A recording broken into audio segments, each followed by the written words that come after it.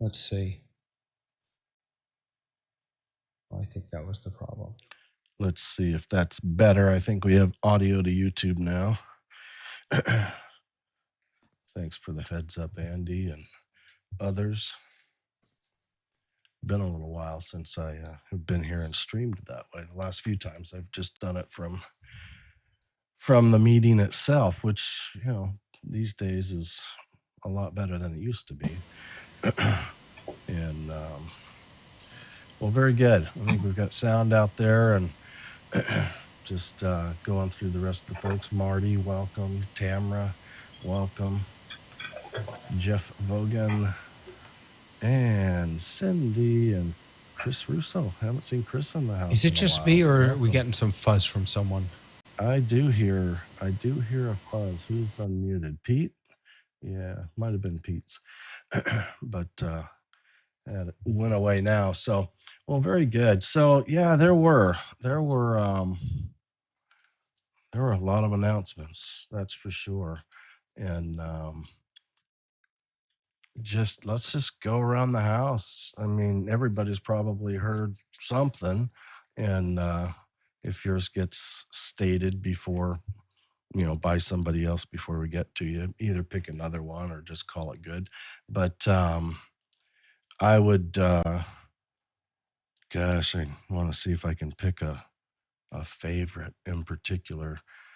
Spots. Yeah, Spots. I don't know about spots for me. I mean, not that it's a bad feature, but it's really a workplace feature in my eyes right now, as I understand it. But anyways, even what version are we on right now? 12. Let me pull it up so I don't say it wrong. I just bumped it up again. It's checking. Yeah, 5.12.8. And the client is getting larger and larger, as far as options across the toolbar. And with that, I think I'm not quite sure why. I mean, it just hit me a little while ago. My machine that I use to stream to YouTube has a calendar icon up on top, where my vanilla client here on my vMix machine does not. And they're both PCs, so they're both the same versions, but there must be a configuration that it's sensitive to that exists there and doesn't exist here. But needless to say, that toolbar is just growing, and that that I think is what they, refer to as Zoom One, right? It is just a single tool with access to your calendar, to your email, and it's their email client. That's, that one really kind of blew me away.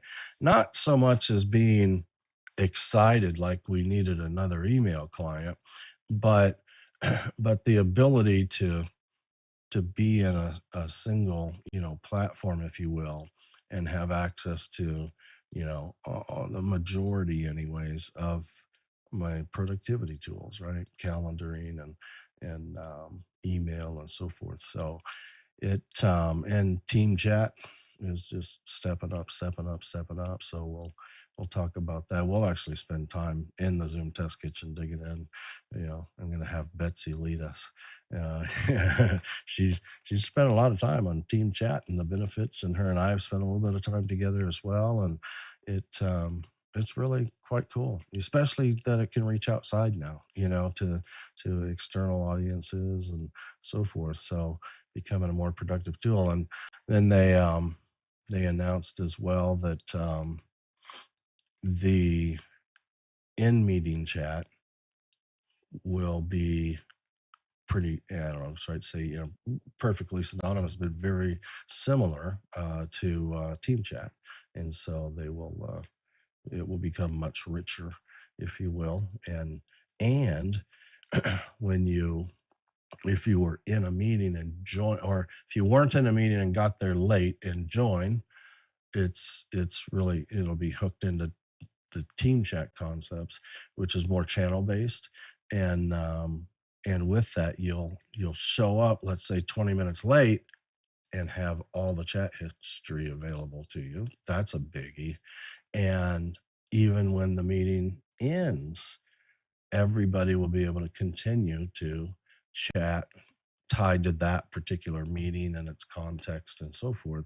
So it will continue to invite and support that ongoing collaboration. So that those things got me stirring, um, for sure. How about you, Frank or Ray? Hey, Frank, Ray, he'll respond to both, I think. Um, what you just described to me, I have some reservations about meeting chat showing up in a channel. Quite often, you say things that are confidential in a meeting where there aren't everyone shows up, and then later on they could read it. I'm wondering what abilities we'll have to adjust that and say which chats make it and which don't. Yeah. Yeah, it'll and that's the thing about announcements like this, right? I mean, almost across the board, every announcement that was shared was followed by early next year. Well, early next year to me, being in the IT space for years and years, if they say first quarter, it's the last day of the first quarter, and so, if they say early next year, I would say that it's going to be, February, March, April, or May, and that within that first to second quarter. So, but probably towards the latter part of the first half. I don't have much to complain about. Goodness sakes, they're developing so many different products and solutions and enhancements and so forth at just an incredible pace that really really takes me back sometimes. Like, wow, you guys are amazing. So they do great work. So who's next? Who else? Just raise a hand and unmute and share what feature announcement has caught your attention, Pete. Just kind of curious, because I've been out of the loop for a while because I mostly work in live events. So I'm just kind of curious between regular Zoom and this Zoomtopia stuff. What sort type of enhancements do they have? Well, Zoomtopia was an event held in San Jose. It was their annual convention, right? And I don't know if I misheard you, but it sounded like you might have thought that was a different release or something thereabouts. It was an event, and they announced a Okay. lot of over the 2 days. They announced a lot of new things coming down the pipe, and so some it catches, but some deal with a third party development group and efforts, and some are very end user related, and it just really kind of hits across the board. Education being their largest segment of business, and it drives a lot of, not all of, and in the production space in particular, they can prove that it's not the only thing they're focused on is education, but it's the largest one, and but yet they're spending a lot of investment of time and money and staff and developers in the production space and other spaces as well. So Jeff, did they spend any of their fancy new ideas and in the production of this? In other words, was this a test bed for anything that you noticed? yeah, if I had to guess, I don't know for sure, and maybe I shouldn't go so public about this, but if I had to guess, I don't think they made money off this conference because their investment of, hardware and technology and staff and skills and so forth that came with, the keynote ballroom and one, two, three, four, at least four, maybe five other theaters. Um, of some significance. There was a lot of investment, and I would say, it, if you missed it and you wished you could have been there, what did you really miss? I would say you missed one of the best show and tells ever, in the sense of their of a high what it takes to put on and deliver a hybrid event. And they kind of checked, I would say, almost all the boxes, and I think they just ran out of time on being able to get this one missing component that really stood out to me, and that is the natural human behavior of a speaker on stage is to speak to those people in front of them, right? And which is an instant alienation of the remote audience, as far as eye contact and so forth. So, with that, you can you can pick on the speaker and say, "Hey, you got to get better," or you can help them get better by putting a big confidence monitor up with a gallery. Just a reminder that there's a remote audience out there. Just a But the reminder. director also chose to do a full head to toe shot for us at home, which was a useless tool for us who see everything in this little box. Yeah. Yeah, I mean, there were definitely, production choices, and I think they, yeah, where they were coming from. I don't know. I'm not gonna second guess, how it was all, kind of put together and produced necessarily, but yeah, it makes a difference. I mean, when you've got a remote audience, and then out of that remote audience, I think we could all be pretty close to right on a lot of media that goes out there, in the office hour space, and adults working career space. It may be a lot of desktops, but but it can always be, and often is, a lot of mobile too. People who are traveling and so forth. So it the smaller the device you get, that's a painful picture to look at, no question. And when you get a landscaped full height, right, from head to toe type of framing. um yeah, Frank, is the Zoom Tesla coming soon? You've got a Yeah. couple hands up if you're Yeah. Yep. willing to jump to them, Jeff. You bet. Pete, go ahead. Well, I found the interesting thing, the announcements around, I guess they're applications like the Studio and SFX and so forth that have been added into Zoom. And, I'd be interested, in the, where does that push?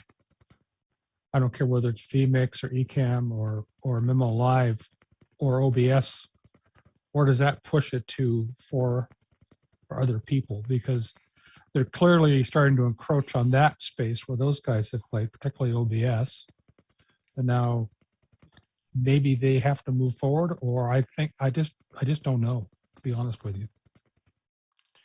As far as you're talking about the production element that's being built in and developed inside of Zoom itself.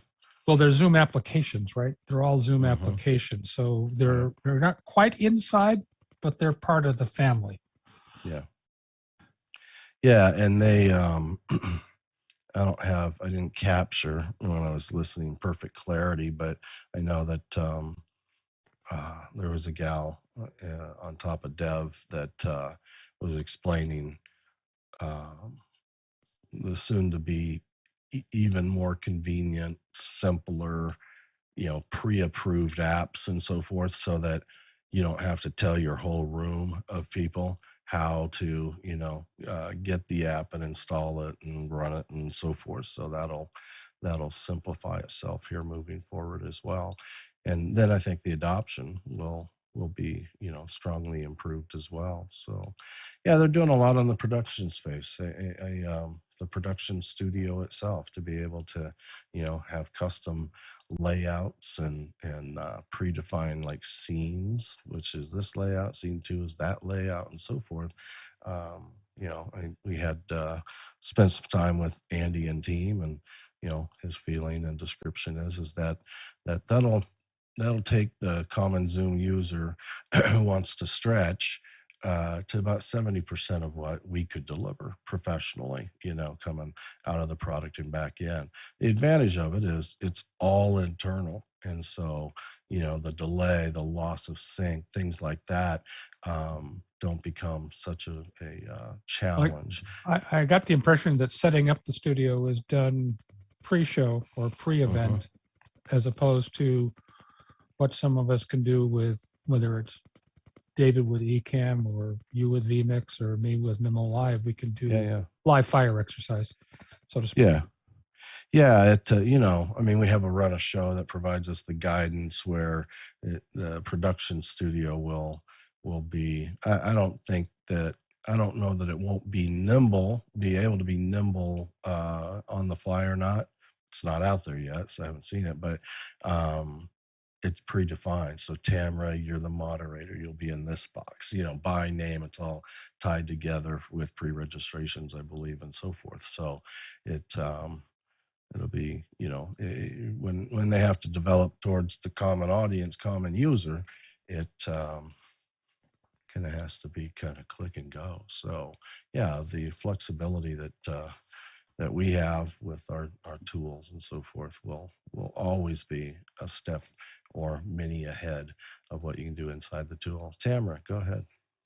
I was actually wondering if that would be a good step to be the step in between what we can do and what's available. Because like I do events for people who I think, hey, we can do these things, but I know I can't convince yet.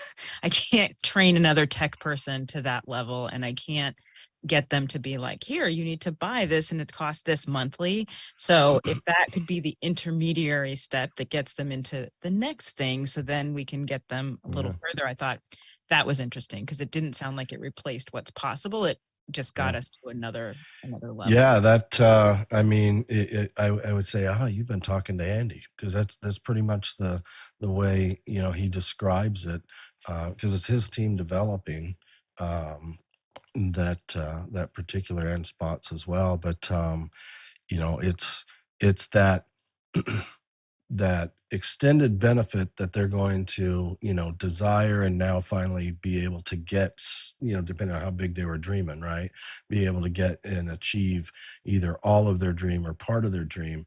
But more than anything else, it'll wet their whistle to finally maybe bust out of. But and especially like when there was great examples. I mean, Zoom ISO was heavily in use at Zoomtopia, behind every curtain. Zoom OSC as well, and then Isadora, Canvas for the big keynotes and the floating pictures, circles, and so forth. But the chat at the presentation with the chat was phenomenal. In the sense that it was kind of cool, because this is just me guessing from pieces and parts that I've heard. Sam Kakaiko I think he has a 3 webinar series coming up down the road. I haven't seen the calendar on it yet. Digging into the different facets of behind the scenes, and so they'll do a lot of explaining. And Sam, like Andy, thrives on Q&A as well. So I think we'll all have a really good understanding. There are no secrets at Zoom that way.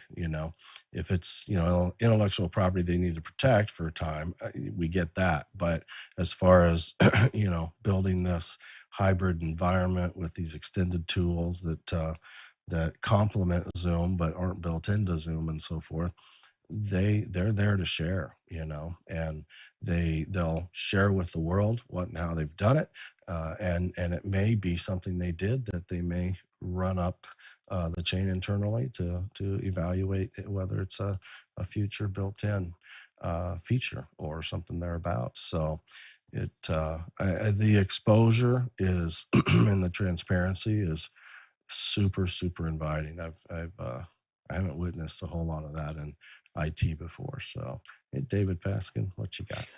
I just want to, if you would like to, you can pass host to me. I'm happy to cut the show because you're spotlighted. So on YouTube. Oh, am I stuck spotlighted this whole Yeah. time? So if you want to, I'm happy to do that, or you can switch. Yeah. One of the things that I'm fascinated by is, the synchronous experience of being in the meeting, I think is, or in the event is wonderful. But I'm also thinking about the outside of the meeting. I'm not a huge fan of Zoom events. I find the lobby to be very confusing. But I think that they're working on some stuff. Like, for example, I was just looking over the notes from Zoomtopia. This looks really interesting, right? Where, what do they call it? They call it smart recordings. So you can jump through your record. It's almost like chapters in YouTube.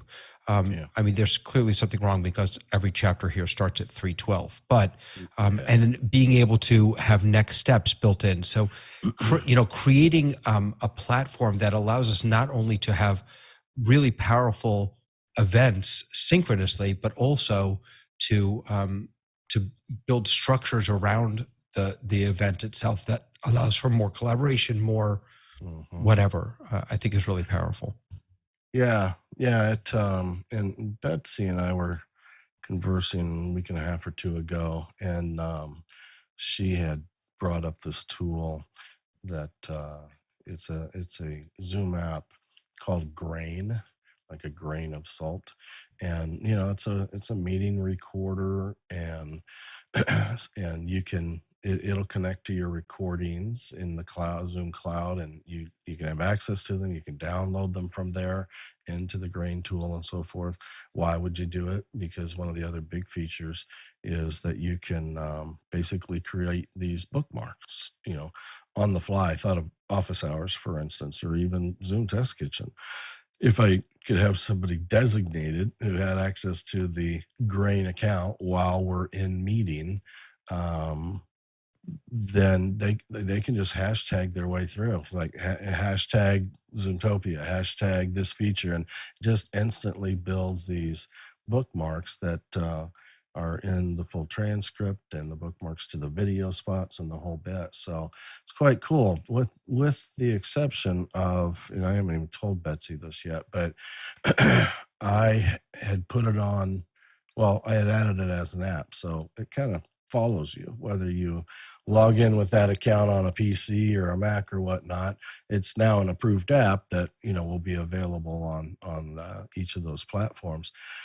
But my Mac, I had a job, David. You stood in on that same customer, and I could barely move my mouse and get responsiveness out of clicking the options button and spotlighting and so forth. It was a really big problem, right? And so because it was such a delay that everybody in the meeting started wondering, is this person going to unmute and get spotlit? It would took that long to find out later. I got on the phone with support and to do that kind of twofold. I don't think they have the answer necessarily, but they do have some numbers. It's like, what's the normal CPU? Because the problem was my CPU was just pegged in the 90s on this Mac M1, and Wow. and so they come to find out that in the mid 20 percentiles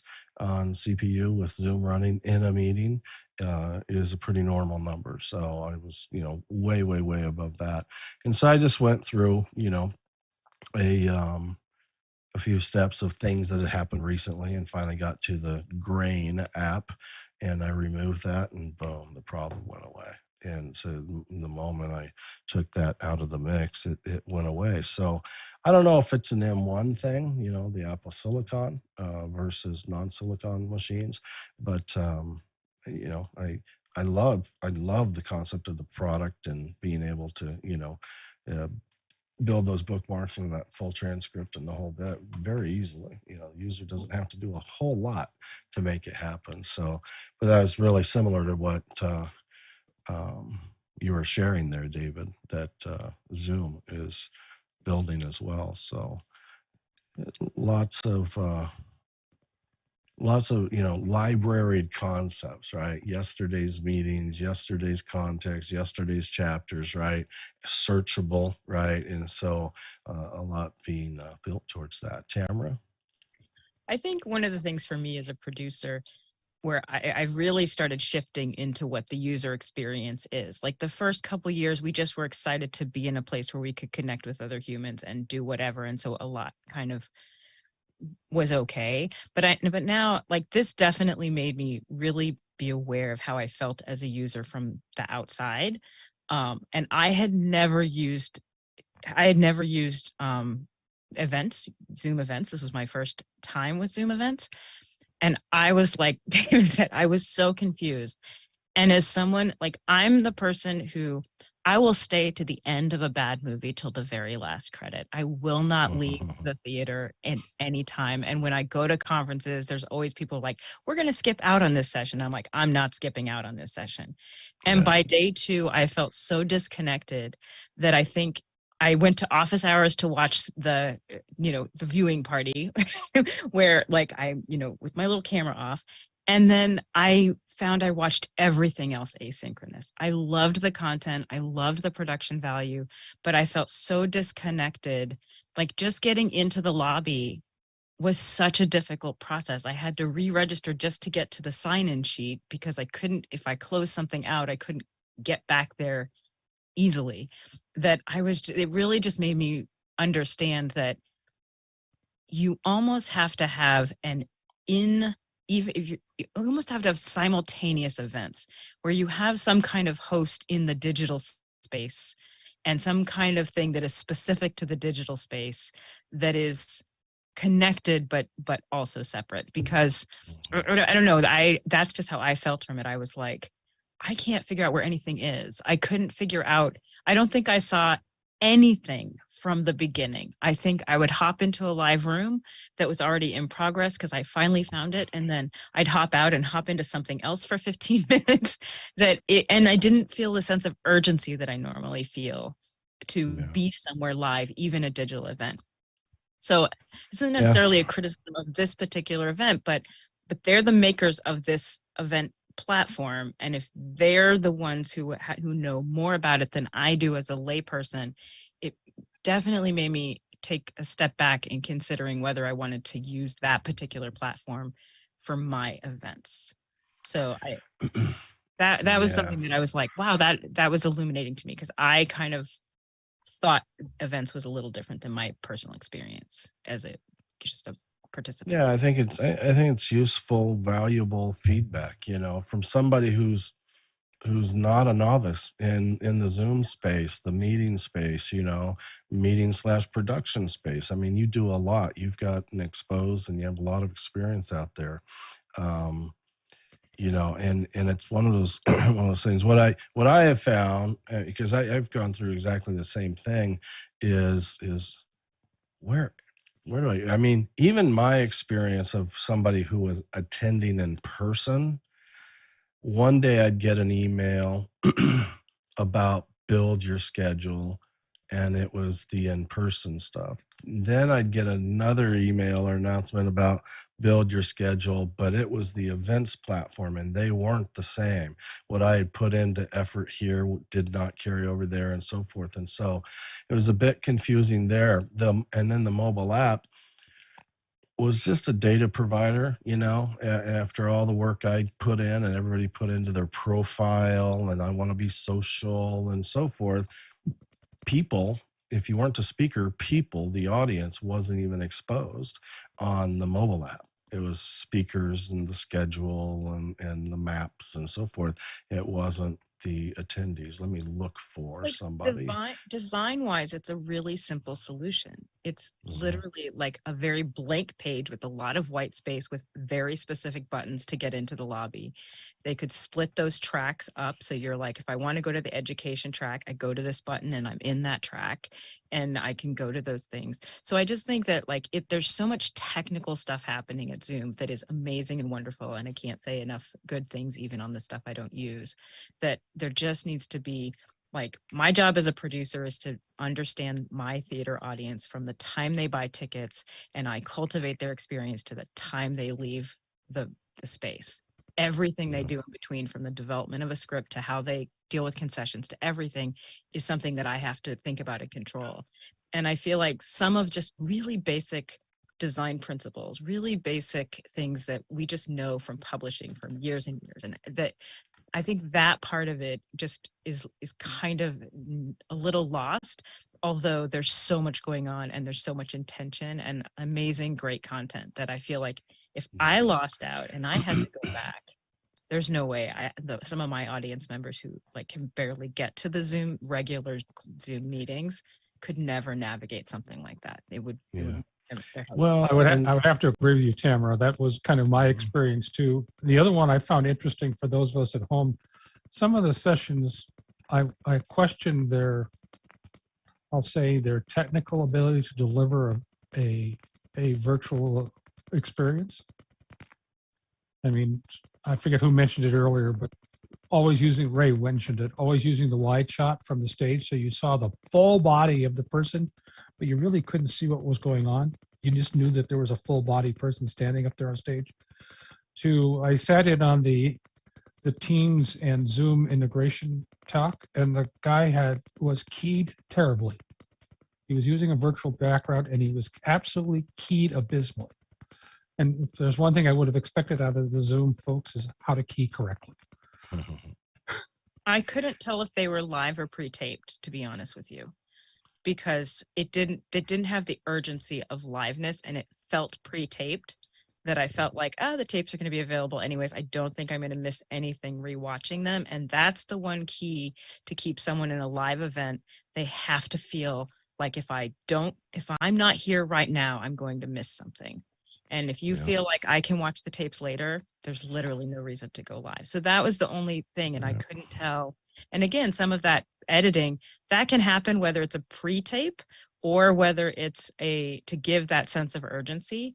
And that wasn't there, just the long shot. And, so it was like such great content. And then I was like, but you're also producing a huge event at a huge cost of money. You have to think about how to keep people engaged and feel like if they miss something, they're losing out. Yeah, there was a mix. I can say there was a mix of live, there was a mix of pre-records. Even we in the audience in person got to view a few pre-records, to the TV screens and so forth. But I think it may have gone a little bit further than that, and since there were certain breakouts that were live only or pre-record only or whatnot, I didn't look hard on the events platform. I will say on the events piece, trying to get to an official Zoom event using the standard client kind of hardly ever works out for me, right? It's just not like the gateway in for me to have success. I have found that simply typing in a browser events.zoom.us, all it does is come up to an obvious Zoom event screen with a login button. And the rule is log in with the account that you purchased the ticket on. And you almost always go smooth after that. But I'm not saying that like if you didn't know that or don't practice that, you're just like missing out. I'm just saying I think I've been a developer, I've payrolled developers. Developers can get, and I'm just guessing, developers can get down this channel where they're writing code and they're testing it and they're testing it and they're testing it. So now 3 months later, they're like, oh yeah, that's all you do. But the question is, if that's, I don't know if that's the best URL. I think it is, but it, just say it is. The question I would ask is, does the world know that? I mean, when the world goes to Zoom meetings, they open the Zoom client, and if I've just had better success. So we'll get more suggestions, hopefully as soon as next week, even around this, because I think it's super important. I mean, Zoom as an organization has tremendous value and regard for their investment naturally in the Zoom Events platform and what it's become and what it's continuing to develop to be and so forth. So I think it's super important. I say next week because we're trying to get Sam and possibly Andy to join us next Friday, and we'll dig deeper on some of these topics as well. I will say I ended up saving the ticket, Jeff. I was attending virtually, obviously, but I pinned the ticket in my email so that I could always go back to it. And I clicked on the ticket's hot in those emails, and that I think it took me exactly where you just said, events dot, right, and gave me a web page. And from there, though, when I clicked on Ascension, it launched my Zoom client. It launches the Zoom client with the account that you signed in on from that web page and the whole bit. So, and if you have multiple tickets to multiple events coming over the next 3 months, they'll all be there to choose from, and you pick in this case Zoomtopia, and no, it skipped that ticket took me to the Zoomtopia event on a web browser, and then when I clicked on a specific session, then it launched my Zoom client. Because the client's the host of the video and so forth. So I have two people with hands up that want some attention. All right, Frank, it's your turn. No problem. I can wait. Interesting conversation anyways. My biggest takeaway from the 2 days I was at Zoomtopia virtually was Zoom seems to be trying to diversify calendars and email, and staying in the Zoom client all day long is really challenging Google and Microsoft Teams. And then I looked at a bunch of the other sort of adjacent business things they're doing, Salesforce, intelligent training, all kinds of stuff, starting their own ECDN. Really feel like, it feels like they're trying to diversify. Not saying they're abandoning their core mission, but definitely seem to me as a non-business analyst that they're trying to grow in other directions as well. Yeah. No, I wouldn't disagree with that at all. I mean, the first keynote, I was like, wow, another new thing. I mean, and another new thing, another new announcement of something I had no idea was coming, especially the email client, calendar client, and so forth. It's like, it's amazing, that, they've been developing it, and bingo, it's just there. And, then I'll tell you, I was kind of surprised to see it, and I'm like, oh, just what we needed and asked for was another email client, right? But the fact of the matter is what actually made me start feeling better about that direction is when I went into the expo where the vendors are and all, and I started seeing a lot more presence of the Zoom One client, those that had the early release code and so forth. And then it really started making sense, because it really was, I don't know what percentage they're calculating, but it could be 80-90% of your day, or all the tools are there. And it's not just a menu system of buttons you need to access. Some of this stuff is very, very well integrated as well. Sure. So it'll be interesting to see how this goes and pops. Like they announced 4 million Zoom phone users. So basically IP phone, they're stretching out. They're using their skills in new and other markets, I think. Yeah, for sure. Marty, what you got?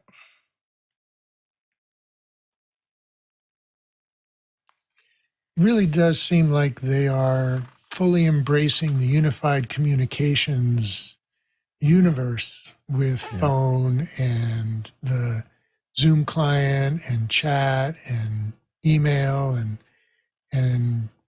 now with spots they're getting into like the social space that others like what was that, there are a couple of other spaces that people can hang out in different places on a screen and in little groups and then come over. Spatial.chat, wonder.me. Yeah, those all of those things. They're trying to get into that space with the spots thing. I found it curious that those weren't actually spots like they were showing on the first keynote screen, with everybody in little circles and stuff. So I was on a job for those 2 days, not able to watch it live. So while I was driving home, I had my phone up on the dashboard trying to, well, first I actually did try to watch live during my lunch break, and I couldn't find it either. I went to Zoomtopia.com and tried to log in there, and it said log in from your Zoom client. So I went to my Zoom client, and of course there's nothing there. And then I eventually found the email and was able to log in through there, but not during that lunch break. I had already given up. When I went back to watch some of the sessions, there were a couple of sessions where the entire thing was just slides. There was no actual session there, which I thought was interesting. And then there were 2 other sessions that I watched where the video frame was inside a super source, reduced by about 25% with a background around the perimeter. And this was like one of them was 3 people on stage sitting having a conversation. So we have a fairly wide shot to begin with, and then that was reduced by 20% on my phone screen, so it was really hard to see. And the background didn't add anything to the communication, so I was just seemed like they were trying to show off a fancy new feature that didn't add anything. But some of the things that I did hear from either the first keynote or from the office hours wrap up sounded kind of interesting that I was trying to find when going back through the sessions, like Production Studio and things like that, and I could not. There was one session that was called Deep Diving into Zoom's data set or something like that. And that's the one there was nothing there. Yeah, that makes it tough for, think about, for the word to spread quickly, right? If you caught something that was, super exciting for you and your partners or whatnot, and you share, and it's like, how do they go quickly find it and so forth? They're real challenges. They're real challenges for, design teams and development teams and so forth. And usually it's just a matter of time, right? But it, when you a large party like a Zoomtopia, that big party is a big set of expectations too. That's what comes with it. I saw a lot of good examples of delivering a hybrid experience, but at the same time, I also quietly, am rustling in my mind, kind of be careful, Zoom, not to let the world think that hybrid is it. Like, I have a feeling that Zoom is embracing hybrid because the corporate world is going hybrid because of their, affections for the past and so forth. And so they're embracing it as if we can do this and support you. Um, but it's not it's not necessarily, there's a whole lot more definition to come on, these are your types of events that are ideal in-person events, right? These are your events that are ideal virtual only, virtual first. And I don't know if the list should be extinguished eventually of real hybrid, if you will. Um, I sat one of the breakouts with uh, Robin, and I don't remember her name, but you guys will recognize this background anyways, probably. Um, that, that might even be the background you were talking about to a degree, but anyways, these three Yeah, that gals, was the same event. Yeah. yeah, marketing and one of her, I feel horrible because the one on the right is the one who, kind of headed up planning Zoomtopia. But the gal in the middle was a little bit afraid to say that a hybrid event is more expensive. Where I don't know if it was her boss or not, but the one to her left, my right, clearly said hybrids are more expensive, and so it's, if you're gonna, I don't know if I'm, necessarily right, wrong, or not too far off anyways, is companies that can now do, plan and execute their in-person events now, they're going back to in-person because they can, it's what they've always done, and so forth. I think in a lot of cases, in many cases, that in-person event today is more expensive than it was 2.5, 3 years ago, because hotels are making up for lost time. Convention centers are making up for lost revenue. And so they're pricing, their rates and so forth are higher than they were previously to help, kind of close the gap a bit. So out of the gate, it's not the same price as it used to be. Then the client is telling, the event company, oh yeah, but we want the virtual piece of this because we learned how beneficial that was during COVID, and the audience, expansion, kind of no boundaries there and so forth. So now they've added this, added tax or cost on top of their expensive, in-person event. And so it's one of those things. Does it justify itself? I don't know.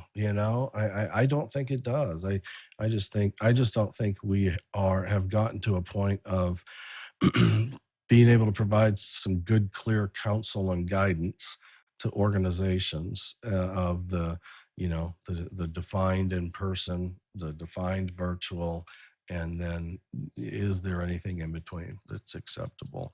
That at the end of the day, you have one or two big, expensive in-person events, but you have a whole lot more virtual events, and it's a wash. If you could do all that and still hit the previous budgets that you used to allocate to events, that's a win. And I think it's achievable, but it takes time, it takes practice, and these hybrid events. I mean, some of these, the big keynote area, everything was behind the curtain, and there was a lot of it back there.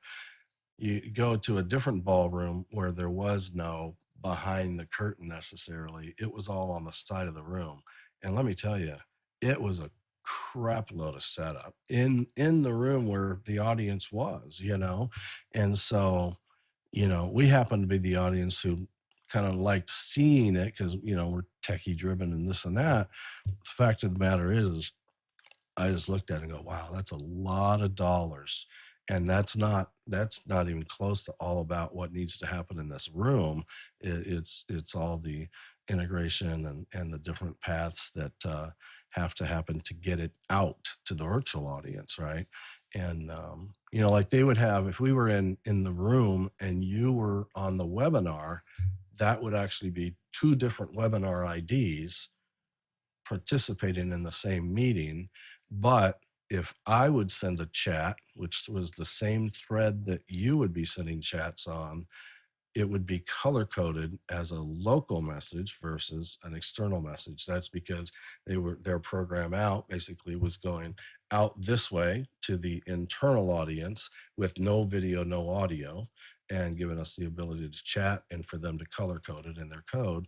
And then the other one was going out to the virtual audience with video, audio, and so forth. So, yeah, I mean, it's super creative, no question. A lot of work, no question. But you know, should it be an example that's meant to represent a very long future? And I really question that complexity should live on versus be well defined. Tamara? So I have another kind of question that just struck me that I'm curious to people in the group. Any of us who go to any kind of conferences or who've presented at conferences know that once you leave that big ballroom and you go into the different rooms, there's any number of audience size from 5 to like 100 in a room. But because the camera placement was where it was, even in some of the main ballroom, we ended up having a lot of seats that were empty, even though that was probably that would be a normal experience in a lot of the cases. I kind of felt like that was something that from an outside point of view, having empty seats then changes my feeling about the size and scope of an event that is the size and scope of this, which is no different than any other conference.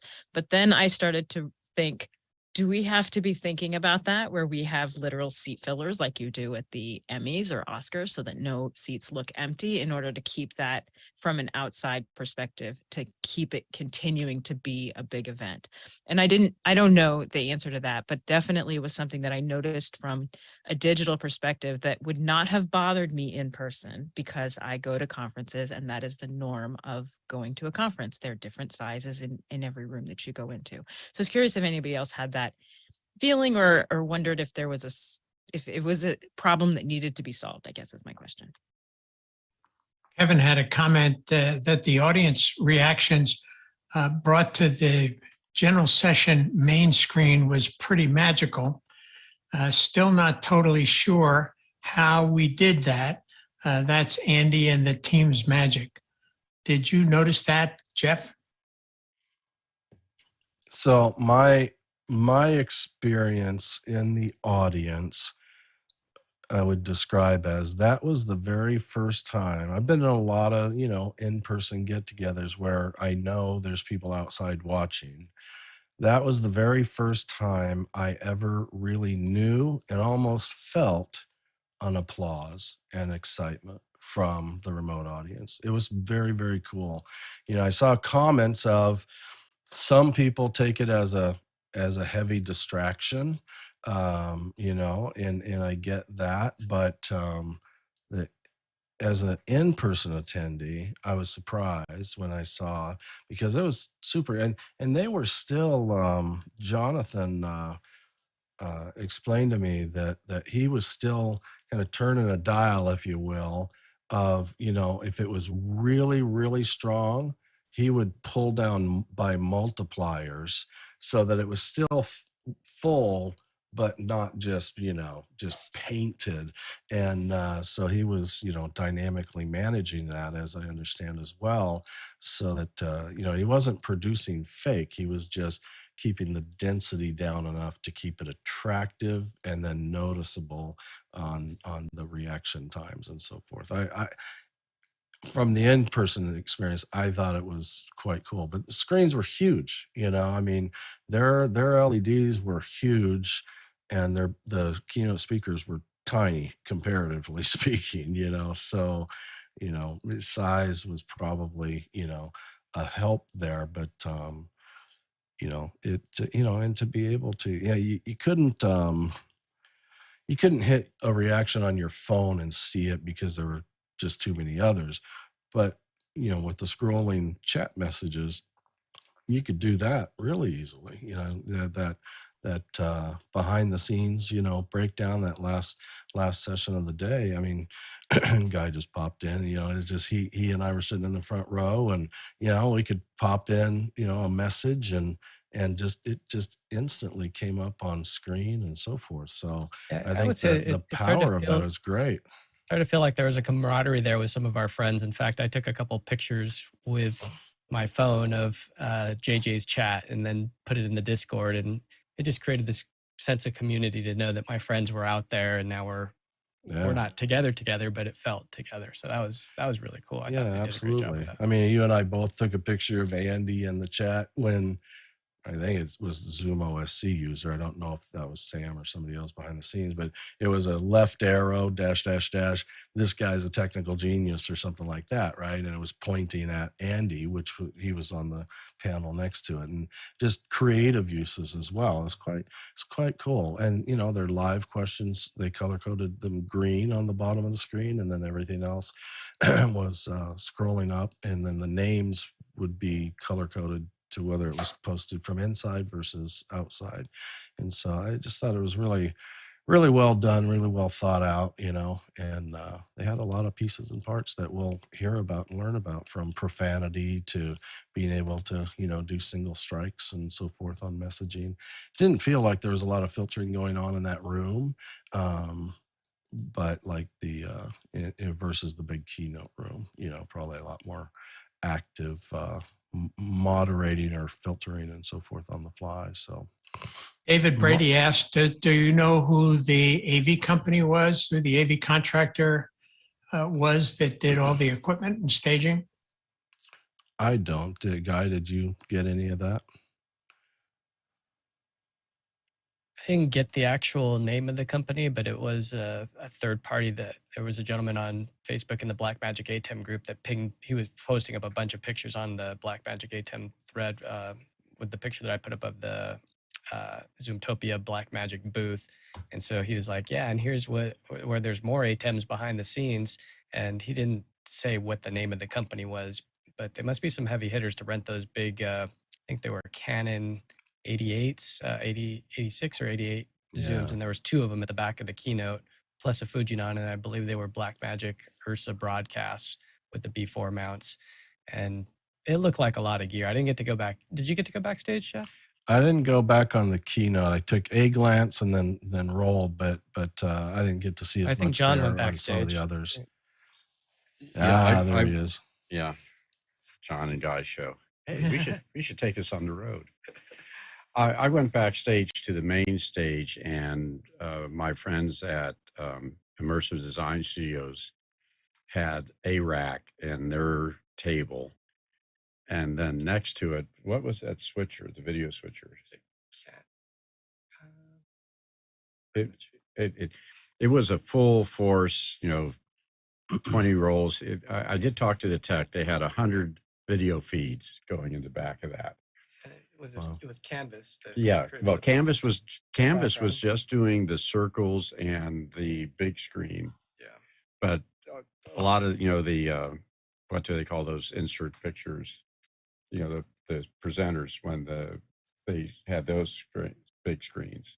They're not just a picture in a picture. but yeah, but they as you said, they had over 100 video inputs. So, of Canvas John- was. John, I'm sorry that I missed meeting. This is Kevin.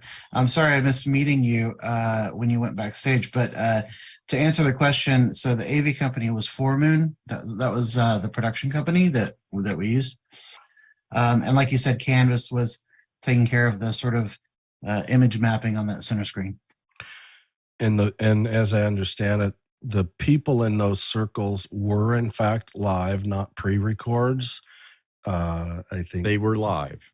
they were pre-selected employees, I believe, as well. So for the control of it, if you will, right? It was But- I was on the management side. That was in general session. That was my role, was managing that gallery audience. Yeah, very cool. Well done. Yeah, there are just so many elements, so many different elements, happening that, anybody familiar, with the process, or maybe just familiar with the challenge. Like, how in the world did they pull that off? I mean, there was some real magic going on, and at the end of the day, I'm trying to think. I don't know that I was part of witnessing any major hiccups. I mean, a mic didn't turn on at one point at the beginning of a session, but that's no big deal. I mean, out of everything that was going on, it was pretty doggone impressive, the success rate. So good job, Kevin. Are you running around with Sam on the 3 follow-up seminars or webinars? I, in addition to the keynote, I did the. Or are you mean post Zoomtopia? The post webinars, yeah. Yeah, no. He might ping me for those. I'm not sure. Haven't been told anything yet. Gotcha. Jeff, can we grab Bill Hops? He has his hand up. Yep. Go ahead, Bill.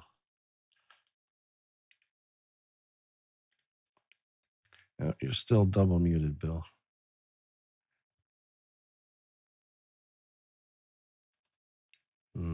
No success yet. It's not in Zoom. You're muted on your end.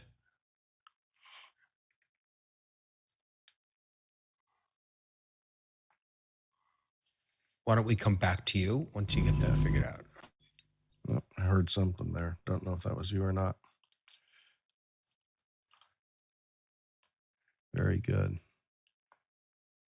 All right. Well, how about, and Guy, you came in a little bit after our earlier part where we were just talking about, different announcements that caught our attention and so forth. Do you have anything that really kind of stood out that is still in mind that you'd share?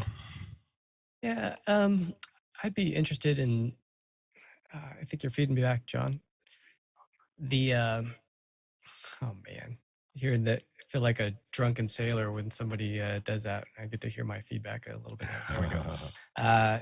So the in person, when they did that rotate with Isadora, I'm wondering if we could have either definitely taken the latency on the audio and delayed it so that it felt more in sync, because being in the audience, it kind of, I mean, it was off bad, like half second, so like 400 to 600 milliseconds. It felt strange to be in the audience, and they were just around the corner. Andy was close by. I don't remember what the other gentleman was that was close by, but I'm wondering if a workflow with hardware, having used, they had the materials there, Zoom ISO with the Blackmagic quad card inside of a Sonnet box. So I'm wondering if they could have done that to just make it feel more like they were there. So that latency starts to matter. I mean, 200 milliseconds, 300 milliseconds, when it's a real-time conversation, it feels good. But when it starts to get delayed like that, it starts to make you feel like, okay, like the old, satellite days. We're coming in from Iraq, from Desert Storm. It's in 2-second delay. It's horrible. Yeah. But that was cool to see a 70-inch display with a person. What kind of shocked me was when the lady that was the reader came in for out of the blue. I kind of felt startled because there was like no announcement that she was coming in. She just popped in, and I was like, whoa, hey, where'd you come from? And then she just started reading. And I wish that those folks would add better mics, because it's like, if you're a reader in office hours, our readers have really good mics, or they even have radio experience. So it comes across really polished. And yeah, I agree. The audio quality, from the remote folks, and even the video quality. I asked what, because they had some room upstairs that they were using for this, remote simulation. And that was, I mean, hats off to Zoom for going that extra mile to show us what's possible, right? And what looks good and can feel good and so forth. And they said it was a 6K camera, and a Blackmagic 6K. And the video that was coming across there was, man, it looked like Well, a were they using a 480, virtual? webcam. It was not I think good. what happens is, if you enable a virtual background and you don't have a real green screen, it's like what's that setting where it says to, it's like the Snapchat kind of fake background. It'll dumb you Yeah. down to 720p. If you have It a green does. screen, and a powerful enough computer, then it will give you 1080. So I think that between the not having a green screen, dumbing it down to 720p, rotating it, they need to rotate it, they I think, just in got- hardware or they got something. tweaked. And keep in mind, even if it was a Blackmagic 6K, it's only going to put out 1080p over the HDMI out, right? There's no SDI out of that thing. Yeah. So that would add actually a few more frames of delay in Right. that conversion there. Yeah. So everything counts. Yeah. I mean, it Yeah. adds up. It's just, you stick 5 delays in there and all of a sudden you're way out of sync. Well, and the fact is, because it was us as an audience and Zoom as the vendor and putting on the show, I don't mind those, call them what you will, hiccups or nuances, showing them, because that's reality. I mean, I don't want to be surrounded by them and miss the meat of the content, if you will. But at the same time, it's good to witness, where are the areas that are difficult and why and so forth. I mean, if it would have been perfect, who would have questions? I mean, Well, I love that they're just taking the ball and running it down the field. I mean, they're pushing the envelope, because it wasn't just until about 2 months ago where Sam tried this for the first time with turning the displays and to pop it into their Super Bowl, so to speak. It's pretty impressive that they got some cojones. Oh, that's a clean show, right? Yeah. They're willing to take big risks, and I hope that it makes others take notice as to what's possible. Because I mean, Costco has 70-inch TVs for under $600 now, and so it's not like it's out of the world expensive to do this stuff. I mean, it used to be, but now for that kind of money with an ATEM switcher and a Pocket 6K or even a 4K, you can get a really nice result. It's definitely broadcast quality. So is your flag bug there a celebration for 2 I have no idea. I'm in John's studio just visiting. I'm still it's the Finland flag, I think. I'm about ready to go catch a flight here in just a few hours. Actually, it's the Ukraine flag, guys. Is it Ukraine? Okay. Yeah.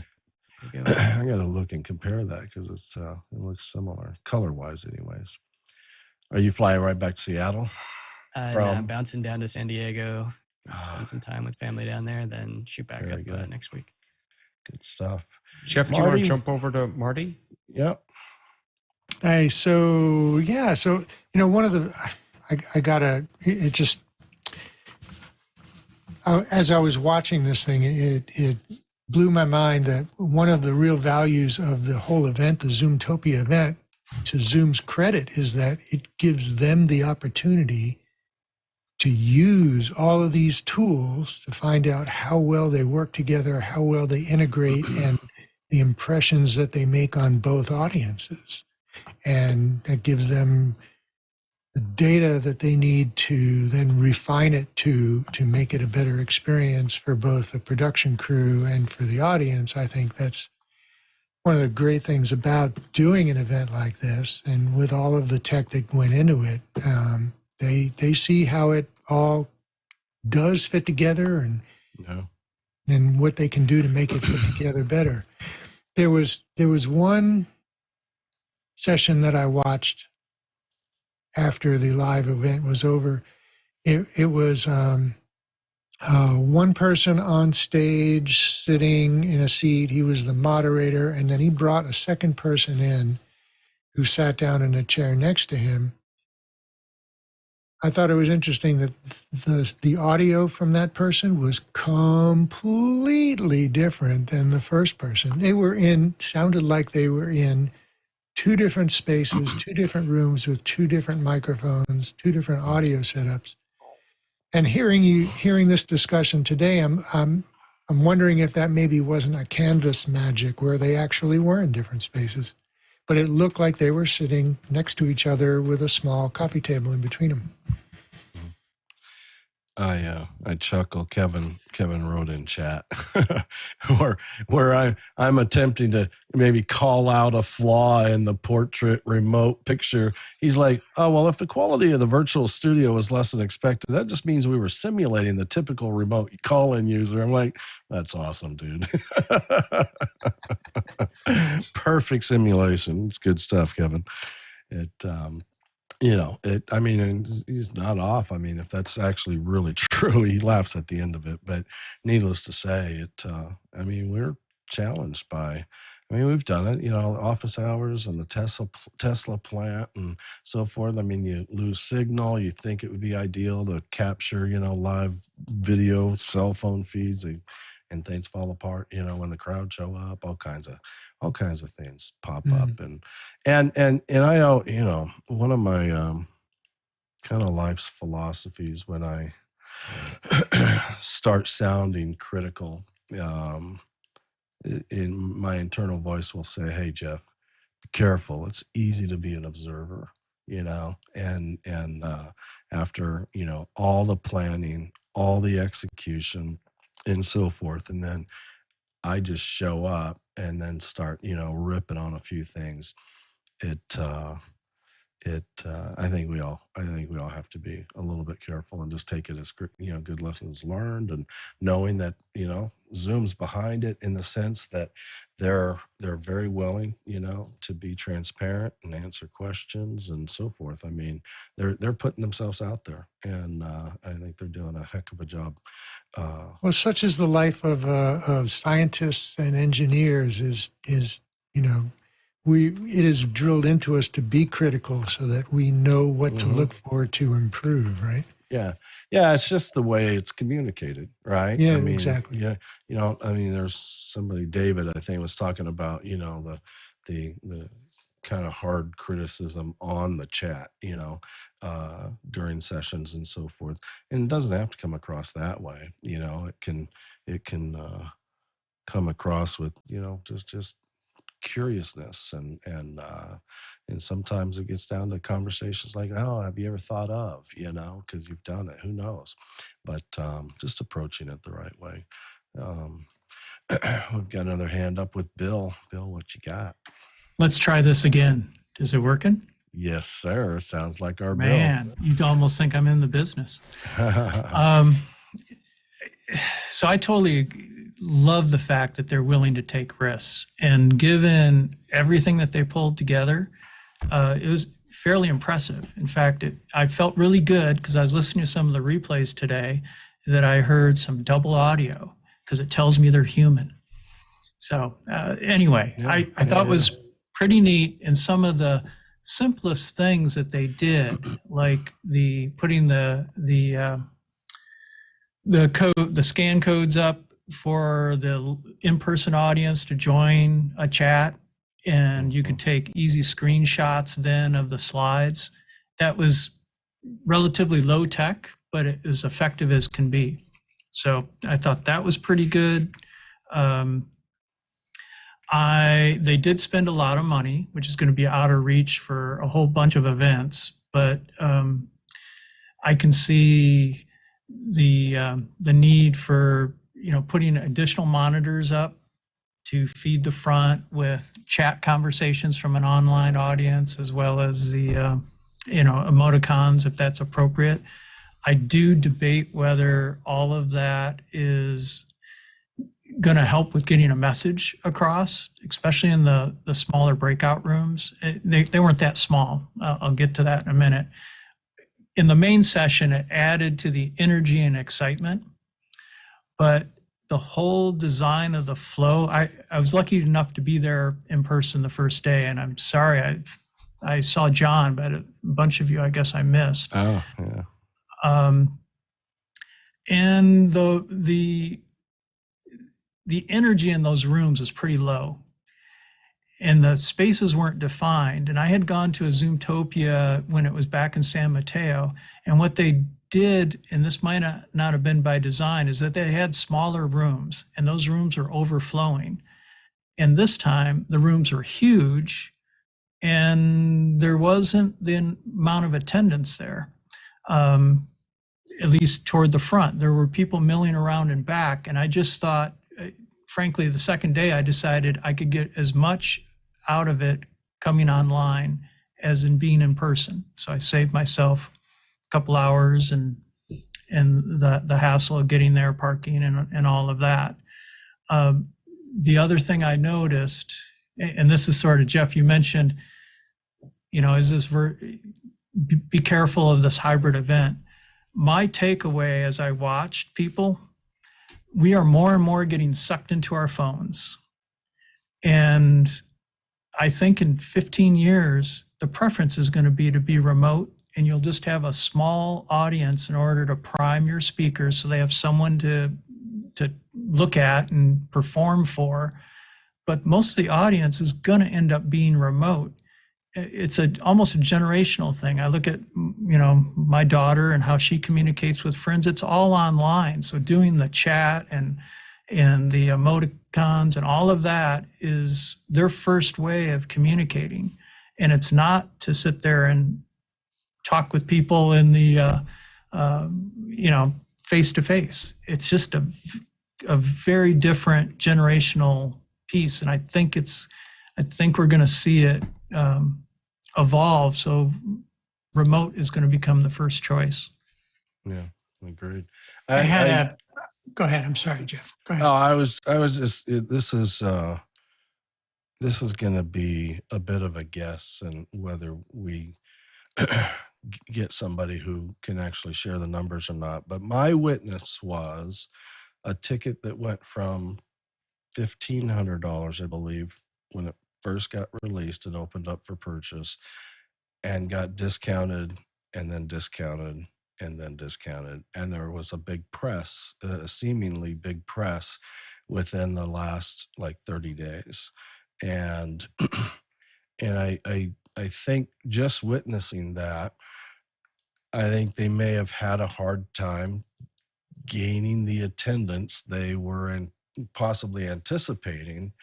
And that's a reality, I think, to talk about. I don't think we should act like that's not that's not a reality that we need to consider. Like, just because you build it doesn't mean they're going to show up. I mean, and they can. I mean, there's hotels and flights and airports. Everything is, convenient if you say no masks and things like that. I mean, the inconvenience, things that we had to deal with, a year ago are no longer in place. And so it's not all about that. There's budgets, there's decisions, there's Bill saying I was actually there and did the rest remote.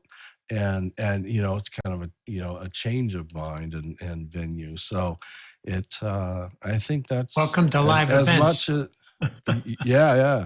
I think it's something that deserves as much discussion as the technology, and bringing in that hybrid audience. And at the end of the day, if if you had a light audience and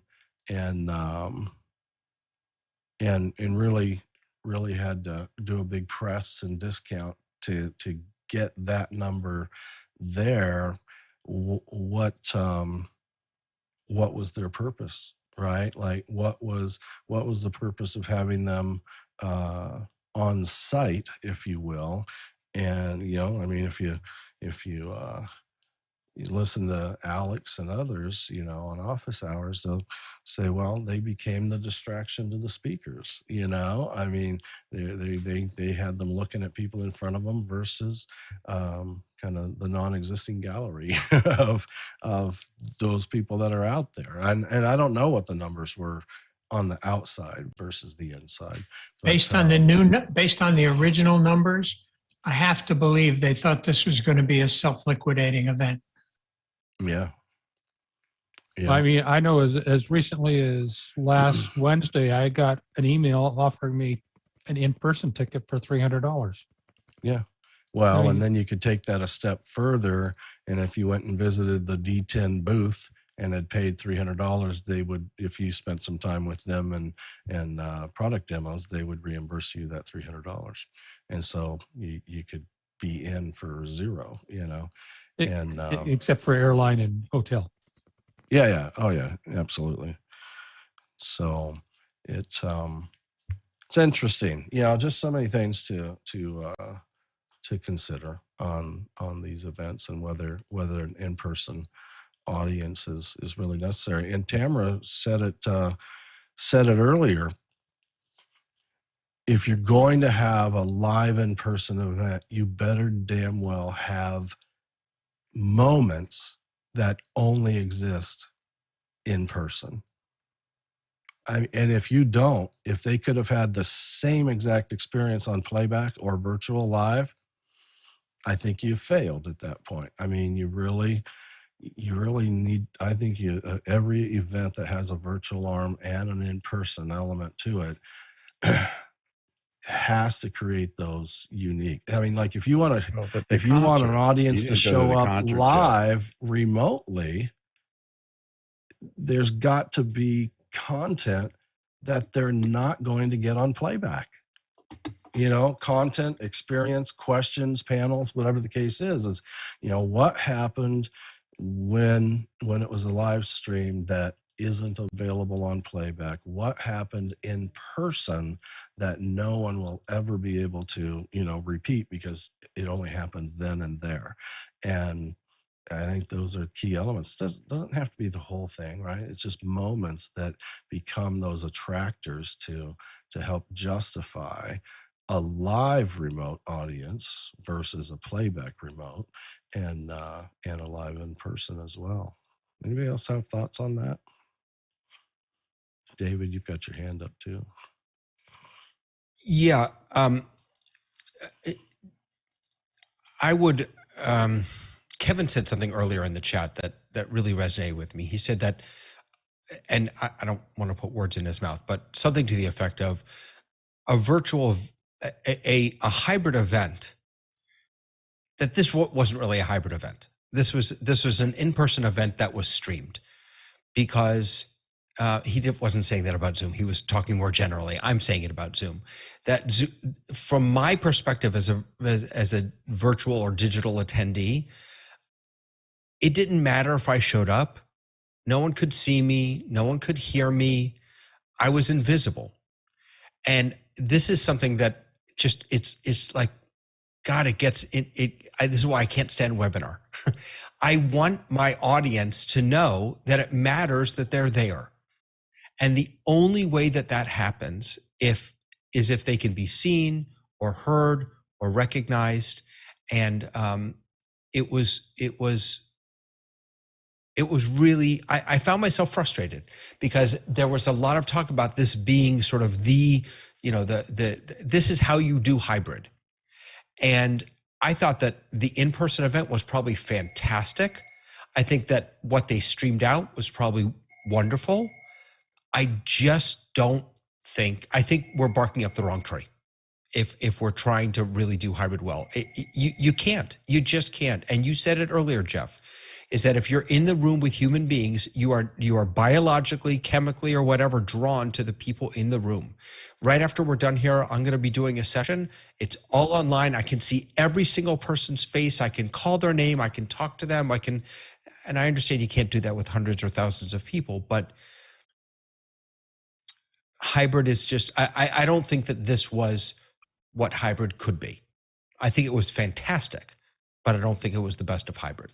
And just to clarify, David, I was really more trying to define hybrid as I see it in terms of the speaker as opposed to the audience. And you're speaking about the audience, and very valid points all. Right. But I was just saying, to me, a hybrid event has live and virtual speakers. Right. Otherwise, you're just streaming to an audience, right?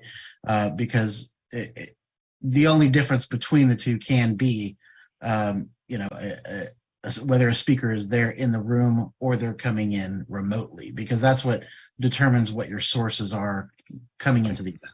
So usually when we think about hybrid, we think about the audience is in on site and online. But what you're saying is that hybrid really is more about the presenters or the speakers. So I didn't mean to take, I read the first part of your comment differently, and it inspired something in me. So thank you for clarifying. I appreciate it. Yeah. I was going to add, while we don't get too far away from David's comment, there was, what was the example you just said? You know, bringing people in to, you know, either ask questions or this or that. More dynamic stuff is like, and I can promise you, you go ask Kevin, Sam, Andy, and team to go figure it out technically, there's no doubt it's going to happen. But my comment is, just because we can, should we, add that, depending on the situation, but add that layer of complexity, because, it's like, well, we've got audience out there, an audience in here. We've got what we've got. We've got to add that layer of complexity to make it happen, and it's like, wow, it,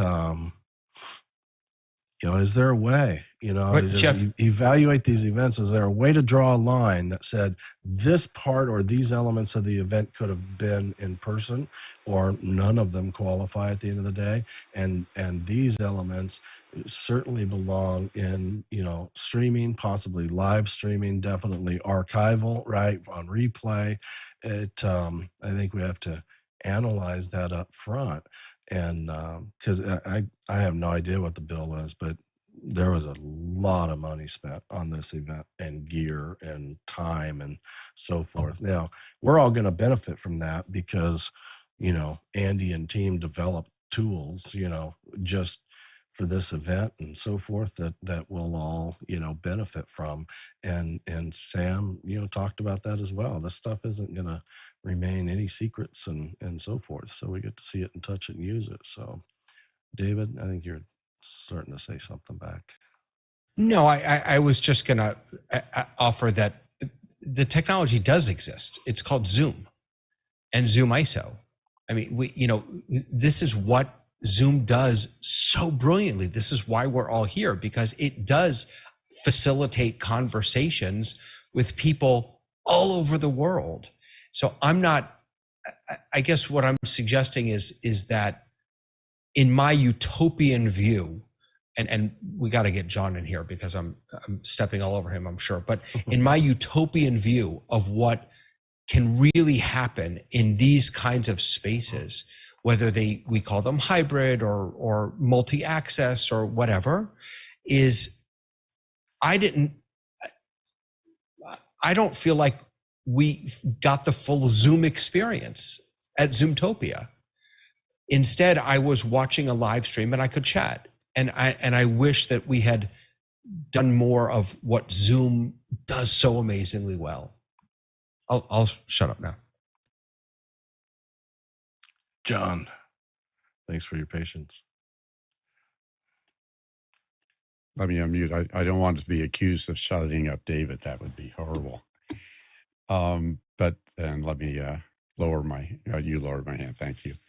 There was two things I wanted to comment on. One, Jeff, when you were saying there had to be something that was there at Zoomtopia to make it, worth to be there physically that other people didn't experience. And obviously that concert Tuesday night was that event. Yep. That performance, and thought it was going to be rained out. It wasn't rained out. Although I'm got enough of a gray beard that I really didn't know all the I didn't know how hip it was. My daughter-in-law said, "Isn't this great?" And I said, "Well, what songs did they sing?" And she listed off the 10 or 12 songs. And I go, "Well, I remember the Monkees, but it wasn't my age group." There's a film called let's see, what is it? Let me get the right name of it. Done by Braverman, Television Land. And it's the history of television. And the opening, one of the opening scenes says Arthur Godfrey, who did the first, variety show on television, says, today they're doing this new thing called television, and we're going to see what it takes to make a show. And then they have Milton Berle, they have the Honeymooners. If you look at the very first television shows, as it's shown in the Braverman film, and it just goes up to the Vietnam era, the change is very dramatic. And I think we're in that sort of television land right now. What a hybrid event today, I don't think it's going to look like a hybrid event is going to look 2 years, 3 years, or 4 years. And I think there are a number of us, particularly here in the test kitchen, but who were at Zoom and Andy's team, they see what it's going to be, and they're trying to push us that way. But it's hard to push people as fast as the ideas. I mean, it's really interesting. They still had a heck of a time just getting people to show up in the physical room on time. And how do we have people to show up in the virtual rooms? In the physical event, they had a comedian. I'm not sure how well that played. Some of the lines she said I wouldn't have used. But do we need warm-up comedians for the virtual events like they had to in the physical event to draw people to their shares? Because they were running late anyway. They started late because they just had to get people in. It's partly the rain slowed it down. But I really think, judging that this is what virtual events will be, and this is the best minds saying this is what it is, I think it's the best minds doing what they can, moving the people and the concepts and the ideas forward. Yeah. Very fair for sure. I mean, if any, I think somebody would be a very rich person if they had the answer to something that has kind of really never been done, successfully, and it's a mix. So it's going to take time, and just big hats off to them for doing it with such an open book, and having the success they've had and exposure. And now I'm sure they're gathering feedback, and we'll make adjustments. And For us, multitasking, it was fun to multitask, to be in one room and then listening to another session on my iPhone that was going on at the same time. Yeah. For those of us who have attention deficit, it was great. True. Bill, what you got? Well, John, I gotta say you're not alone because I did the same thing. I'm in the room and I'm actually online watching a different session. So anyway,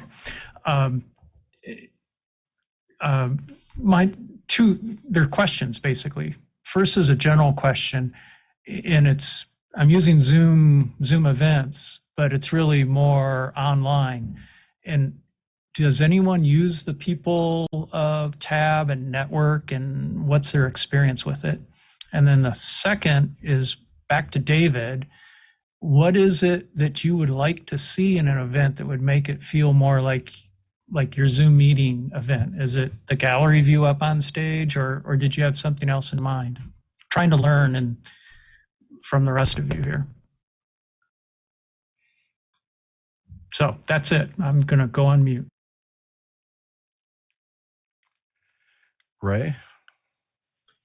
I had a conversation earlier today with a client, Fortune 50 company, and they've been tempted to cram too much in one meeting, both live and virtual.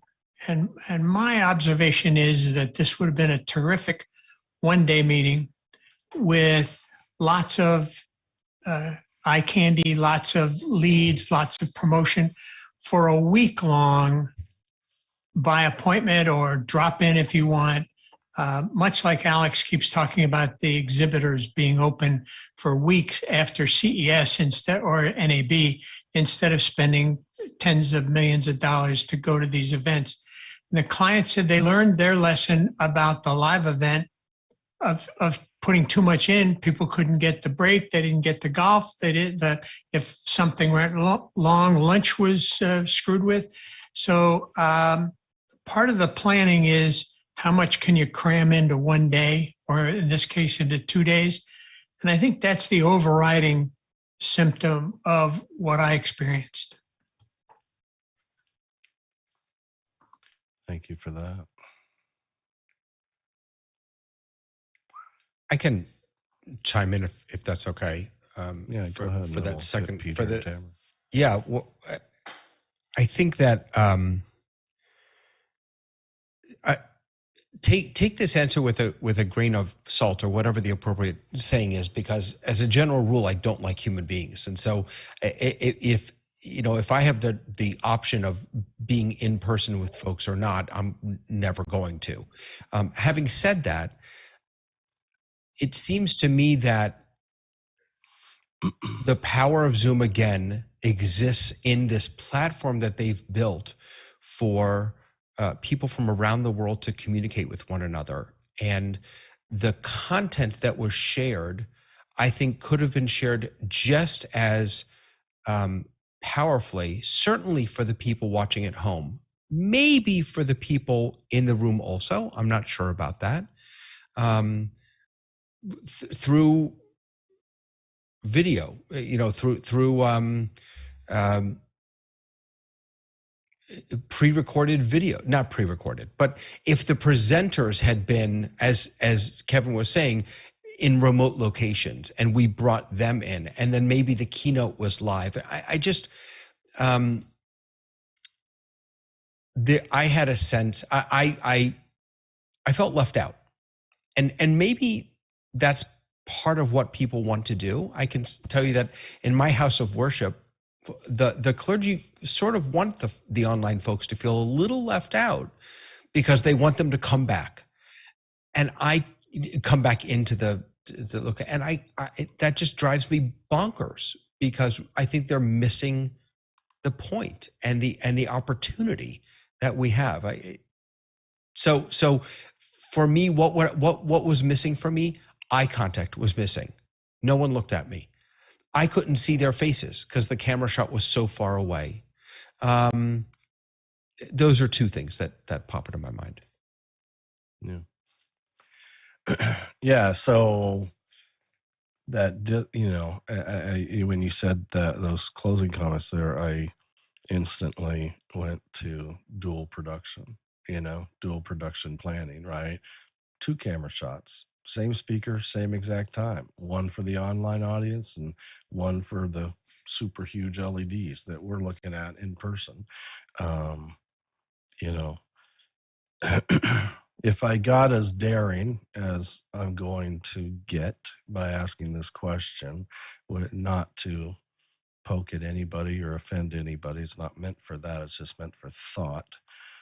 The announcements that were made by the individuals who made them, was that really the only way to let the world know about those new features or solutions? Was it just critical that the cost associated to those individuals, an in-person event and the whole bit, was that so critical that it was that party delivering it, or live versus a studio, right?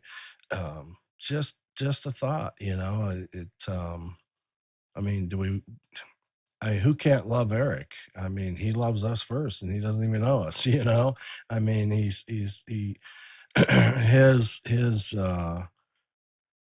him sharing words and so forth with us let me know exactly why I love the culture of Zoom, because it just comes from the top down. There's no question about that. And it really is a phenomenal group of people that I've gotten to know and converse with and learn from and the whole bit. So yeah, it was just a thought I had. It's like,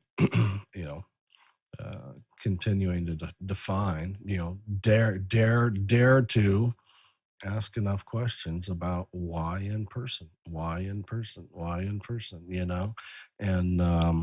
and not to say that, because I don't think we'll come up with there is no reason. I just think we'll come up with a well-defined type of an event, or events that should always be in person. So Tamara. I think one of the I think Ray, David, you all three of you bring up really good points. As I'm looking at like what makes a user experience engaging and different and more interesting, and so that you're there's things about pacing that are very different in an online space. I don't need to have an hour and a half lunch break in a digital space. I have different attention spans for in person and in a digital space. So it really is 2 events, and thinking about how to make that experience different. I just met with my team. We're looking at doing live streams of theater where you could choose which camera angle you want to view the show in, because that's one of the areas that you get to do when you go to a live event. you and I can go Mhm. sit in the same theater right next to each other in the same show and choose to see different shows. And how do you get that into a digital space? So we're kind of looking at what could make the digital experience different and interesting, and mean that you would have to be in that digital space and you get something that you can't get anywhere else, and what Yep. makes that live event experience exciting and interesting, that you have to be in that space and you can't get anything else. And I think as we start thinking about the user experience, like how do they feel, how does it feel to be in experiencing this event from this wherever you are, then we can start to define what this is. And I don't know, someone had mentioned about using the word hybrid, and I'm wondering if that is a wrong word, if it is two events that coexist together, and then you find ways to link them to have a shared experience together, to have separate experiences, so that if you're in the digital space, you're not going, gosh, I wish I would have been hybrid, but in fact, both spaces. Because from just purely a business standpoint, there's a revenue stream potentially for streamed events that have a different way of accessing content and live events. So you could potentially make money in both realms if you're thinking about people in that way. So just from a planning, I think that we don't know the answer to that yet, because we haven't really been, so even this, like, I came away from that really more excited about Zoom than I was before. And I was pretty excited to begin with. So in that regard, kudos, they hit that mark 110%. But it did make me then as a producer go, what are the other opportunities that not just Zoom, they get to be a high end test monkey for us, which is, terrible. We all get to complain about all the things that we felt and didn't feel. But at the same time, it's really helpful to be looking at what works and what doesn't work, because we don't know the answer to that yet. This is new territory, and it's exciting territory. And that's why we're all kind of geeky and nerdy about it, because we want to find a personal connected experience. And there are things that Zoom does that live presentation does not do. And so what is that space? And that's what's exciting to me, is looking at what that space is that isn't live. It's not television. It's this new thing that we get to help define and create. And that's where I'm most interested in. And I live in both worlds. So but I do think we have to think of it as that. We have to be really thinking about how do we feel? How does it make us feel? What will make us feel more engaged and more excited and happy?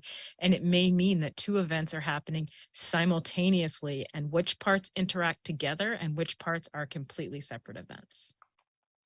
Yeah, I mean, I've referenced, and many people have, NFL is just a perfect example of, there's two events happening, and then there's this common core called the football game on the field itself that both audiences share when it's game time, right? But during commercials, during halftime, I mean, the in-person audience in the bleachers, they don't give a hoot about what us watching TV are doing, and vice versa, right? It's a good example. And I think one of the groups that was performing was Lawrence, and I was looking up Lawrence like a year ago or so, and they were coming to the Kansas area. I think Lawrence, Kansas, for Lawrence, the performers. But something really stood out with this group. I'm pretty sure it was this group that you could show up at the event and have their app installed on your mobile device. And while you were in the concert, using their app, you get all the marketing and this and that, but you could also use it to tune in. Duck everybody except the lead guitar, duck everybody except the keyboardist, duck everybody except the first vocalist. And so you could really, focus in. I thought that's a unique experience, that not if I say that you can only get in person, that's their choice whether they deliver it, over the internet or not. But needless to say, there's some complexities that go beyond just a software app. So yeah, it really stood out as that, kind of unique play that only an in-person attendee would be able to have. John, you're up. Well, you were talking about, what could be done in an hour, what could be presented. I want us to think of a little nugget. How many of you before Zoomtopia thought about what it would be like to have a full Zoom client designed to work well in the car, the Tesla doing Zoom meetings? Yeah. Okay, great.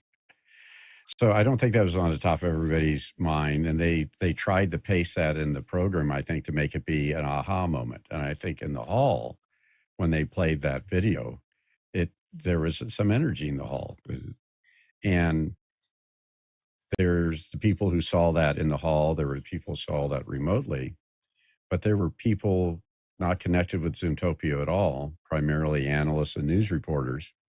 So that video clip that was in the presentation made it on the news. Why was it newsworthy? If you remember back in the early days of pandemic and people were concerned about security, and some guy who runs this company called Tesla banned all his employees from using Zoom. So that little clip, which was used to energize the audience, and I think something was sort of a surprise to everybody, but a cool one. I mean, I think of when I've had meetings and people have come into the room, this is the ultimate audio booth. You got good, clean audio, you got air conditioning. That was an event that worked live. I assumed it worked well virtually. I didn't see it, but it worked even better for Zoom on election day. They got coverage because it was a unique enough experience. And Tamara, like you're saying, I came away excited about what Zoom was doing and surprised. And like all of you, everybody wants to be an art director, and I have a relative involved in Zoom, and I'm constantly saying, "Why didn't you do this? And why didn't you do that?" And he goes, "Why don't you just let me do my job, Dad? Other people are telling me the exact same thing. Why don't you do this? Why don't you do that?" But I do think it is a challenge because events are for the people who are there. The events are the people who are seeing it remotely, and the events are for people who aren't there at all, but need to get that information out and talked about. And I think this is what makes this such a challenge, and what makes me think we're just at the cusp of what it's going to be. So true. Couldn't agree more. Marty? The other thing, if you weren't there, you didn't get one of these lasers. Lightsaber. At the party, All right. the concert. Lightsaber that says "Return to the office." Oh, from Aver, yeah. Oh, wow. I got to appreciate what both Tamara and David were saying. They are obviously two different events, two different experiences. And, I do a lot of corporate meetings that are webcast. And I rarely see presenters looking at the cameras, even if they have tally lights. I think they might be more likely to if there were a large gallery monitor under the camera in addition to their slides, right? Just to remind people that there are people out there watching. But then again, most of the webcasts that I've been doing, they're outbound only. There may be a remote presenter that's brought in by Zoom, and people who are just watching, they don't really have their camera on. So even a gallery monitor might not grab a presenter's attention to remind them to talk into the camera. The value of in-person, attending an event like this, just the in-person, the interaction, the interpersonal, the experience of walking into the main theater or walking around the exhibit floor and, bumping into people and talking to people. That's what people maintain as the true value of an in-person event. And you're dedicating 2 full days to this, plus travel days potentially. As a viewer at home, I got to say it's a little exhausting to me to think that in order to view this live like everybody else, I have to be sitting here at my seat, at my desk, either home or at my office, pretty consistently for 2 full days to see everything live. And that's a very different experience. And it has to be pretty compelling to keep my attention for that long to watch it live. And to watch the replays when they, I still want them to keep my attention. But at least you have a 1.5 2-time multiplier option on replays. Yes, that's very true. Yeah, watching at 1.5 speed. Yeah. One of the curious things when I was watching from my phone, the replays, anytime that I hit the scrub bar or touch the screen to change the speed or volume, the playback would stop, and I had to restart it after making an adjustment.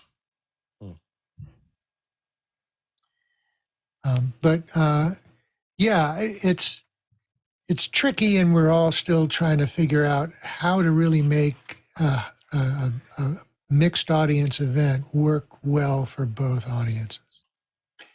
And just to see something like this, to see Zoom do it, is like, well, if there was ever going to be, a test event, that would be it.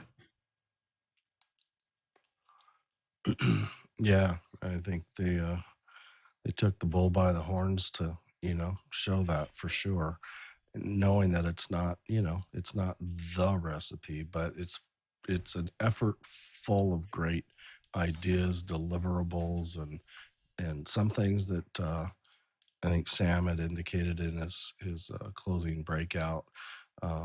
He was planning on having, they call it the Mona wall, I think he said, because they were all these, like circles going up a portrait oriented display, and they all had Mona Lisa in them because they hadn't been able to finish that project, and so it never actually happened in its completion because they simply ran out of time, I guess. But it would have been for the audience to see these moving individuals, floating up like you saw in the keynotes. But it would have been the audience for us to see, and it's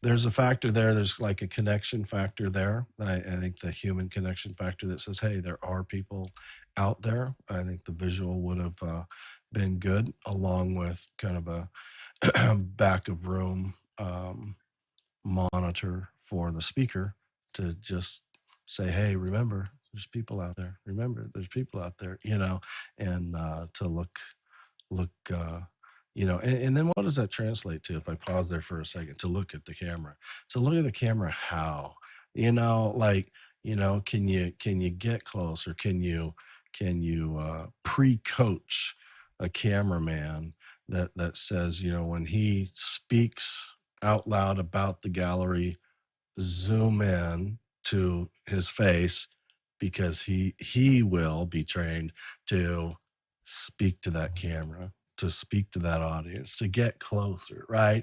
And create some engagement. I mean, just some coaching, some habits, some practices that are just like dedicated to connecting with that remote audience. And I think that's a full coordination with the TD, the camera person, and the speaker. All could be involved in those cues and executions. So somebody, Bill wanted to jump up real quick. There we go, Bill.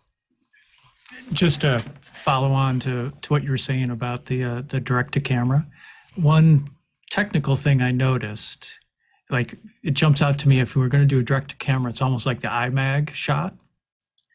And they were so far back that when the gentleman zoomed in, because I watched it really closely, there's tons of shake in his shot. And not blaming him, it was a long reach. It's just the reality of that far. Yeah, reach, and so when he pulled back to more head and shoulders, it looked fine. But anyway, that's neither here nor there. But I'm just thinking, how do you execute something that's going to be tighter? this is more an observation because now I've done 2 events that are kind of similar to Zoomtopia, and that they combined a combination of end users and partners and investors.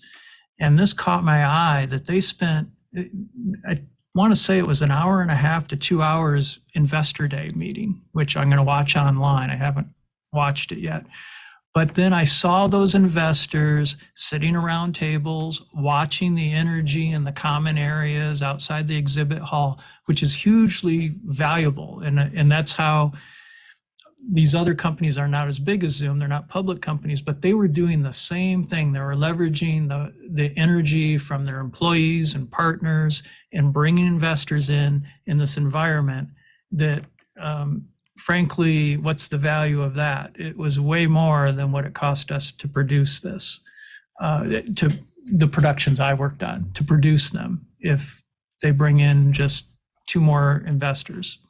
So anyway, just a observation. True. I have to roll. David has indicated that he can be here till about 1/4 past the hour. And I have 0 issue with just passing the host token around and keeping the discussion going for as long as you'd like. I have to start packing my vehicle, and we have a big broadcast weekend at our church that I've got to start setting up for. But Jeff, I'm glad you're okay passing the host token around because I'm already the host of this meeting. You have no control, my friend. I don't. I can shut you down whenever I want. I can just leave. So, anyways, great, different discussion, right? Based on Zoomtopia and recapping, but rather than digging into Zoom like we usually do. But things we're thinking about. So next week, we're attempting to get Sam and possibly Andy and team on next Friday, so we can, in fact, take just this discussion, if you will, down to some real details and examples and show and tells and so forth. Look for Sam's, I just may have missed it, but his webinar schedule post Zoomtopia, he's got 3 of them that, and it's not the same webinar 3 times, it's 3 individual webinars that I think will catch our interest in whole. And outside of that, we'll have lots to dig into. There's some release notes on the clients that we haven't even talked about, but we'll get caught up on that as well. So, Tamara, before I go, what you got? Well, I'm going to have to jump pretty soon too, but I was wondering on all of the things that have come up, maybe there is a model which uses something like a,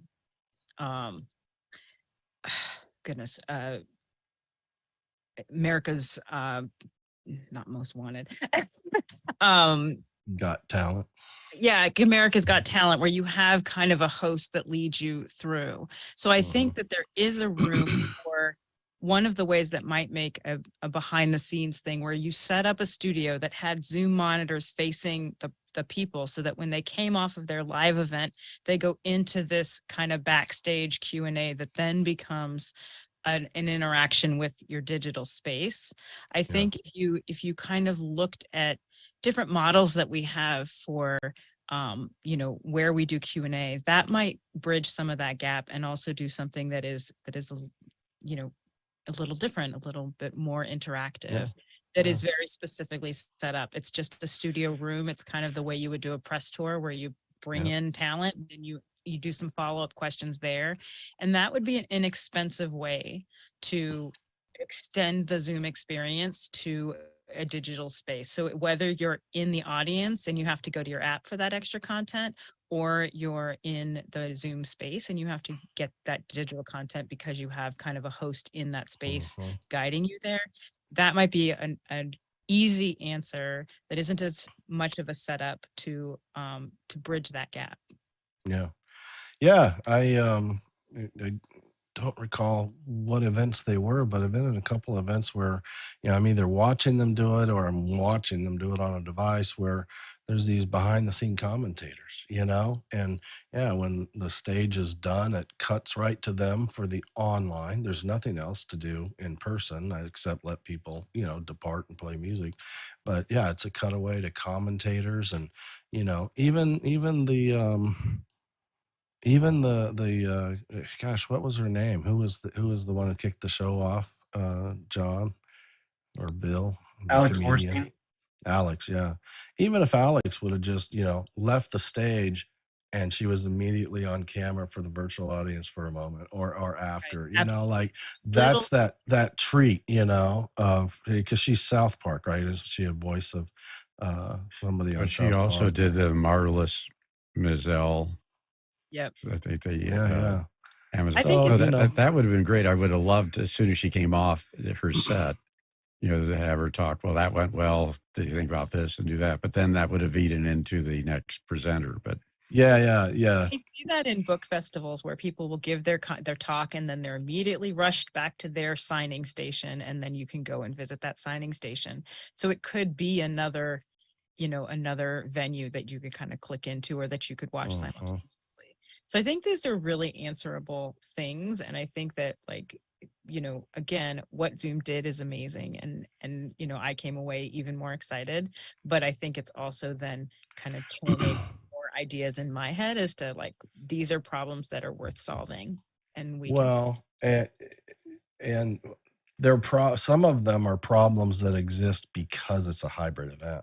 Absolutely. Period. Right? Like you go, hey, these commentators work great, but now my suggestion would be, well, let's get some introductory commentation for the online audience going into every breakout session, so that they're not sitting there like bored to tears, right? Looking at a blank room with a few people walking around, but you've got somebody kicking off, product manager or somebody else, who knows, but all of a sudden you go, oh, that's a great idea, and then you do it on departure as well, and you go, look at the labor, look at the production, like there's a lot involved, and the question is well, why did that just happen times 12 breakout rooms? It happened because it was a hybrid event, and it wasn't just an in-person or just a virtual event. And so we got to remember that. Like, I just don't want the world to say we have to have hybrid, therefore we have to solve all these issues. Some of these issues exist because it's a hybrid, and the cost can just go up and up and up and up. And does it change everything at the end, We've been doing some of these things. Like I said, if you use a press model, if you go to Comic-Con, there's the on presentation. And as soon as that person goes off stage, there's a press area where press can ask them direct questions that couldn't be in. So some of these models are just things that already exist, and we just need to kind of finagle them into other spaces. Yeah. Think about how we might leverage stuff that we've been doing and doing it in a way that then meets needs of people in different, wherever they're logging in, wherever they're accessing. Totally cool. Can we let Mike jump in real quick? Yeah, I'm gonna say goodbye. I could sit here and chat with you guys forever and blow off the whole project this weekend, but I can't do that. But anyways, always good to connect. And I'll get the information out as I know it on what's next. But thank you for all that you do, Jeff. And I'm glad that I got to see you face to face. It was awesome. I mean, I'll share. As odd as this sounds, I explained it outside to, I think it was Alex that was there. We had a nice dinner with different folks, and the power and reality of virtual friendships is amazing.